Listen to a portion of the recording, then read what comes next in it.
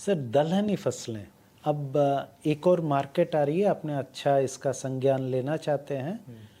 एक दुनिया में एक नई मार्केट कोविड के बाद आ रही है, वो कहते हैं वेजिटेबल मीट। अच्छा, ये क्या? ये है कि जो मांस है उसकी जैसी प्रोडक्ट बने, जिसकी वैल्यू बढ़ रही है।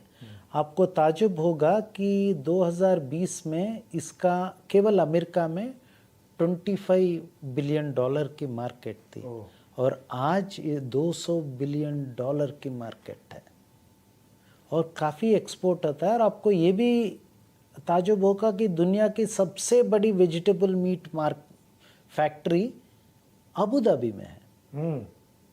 जो मीट ज़्यादा खाते हैं, वेजिटेबल मीट मीन्स, जब मीट का नाम लेते हैं वेजिटेबल जोड़ते हैं दोनों ना। इसमें क्या है कि जैसा हम सोचते हैं कि सोयाबीन में सबसे ज़्यादा प्रोटीन है, ये वेजिटेबल मीट यानी जो बनती है वो मीट की तरह रहती है टेस्ट में, पर है बनी वेजिटेबल से तो बनती। पर सोयाबीन में 40% के आसपास प्रोटीन होते हुए भी 30 से 35%, पर उसमें 20% हम लोग 50% पचा नहीं सकते। अच्छा, 50% ऑफ सोयाबीन जो प्रोटीन है।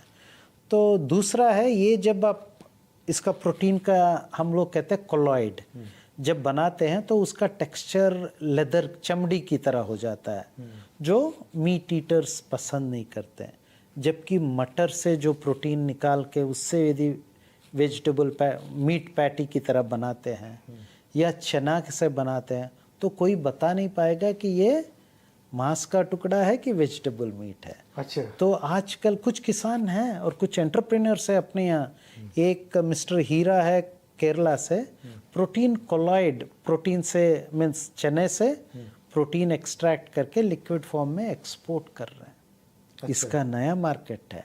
हाँ, पर अब ये क्या होता है कि देसी चना में जब आप प्रोटीन एक्सट्रैक्ट करते हो तो काला रहता है, जबकि काबुली चना में कलरलेस रहता है।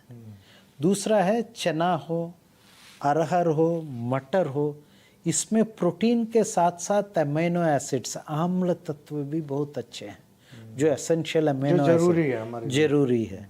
तो इसलिए इनकी क्वालिटी एक पहलू है जो किसान एक माइक्रो इंडस्ट्री की तरह देखना है। अच्छा, तो प्रोटीन के अलावा क्या होता? सर, एक प्रोटीन एक्सोडेट्स है, तो एक्सोलेट्स है। उसके अलावा मैं बोला कि कैल्शियम बहुत ज़्यादा है, very good amount. Of course जो श्री अन्न फसलें हैं उनमें है, उनके बाद दलहनी फसलों में है कैल्शियम है, आयरन है, जिंक है।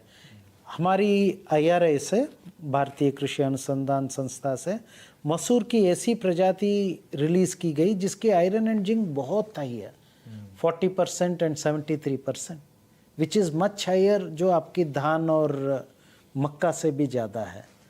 विमोचित प्रजाति है।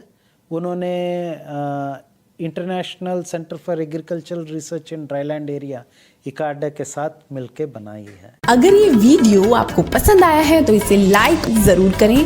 अगर चैनल अभी तक सब्सक्राइब नहीं किया है तो कर लें और नोटिफिकेशन पाने के लिए बेल आइकन भी दबा दें।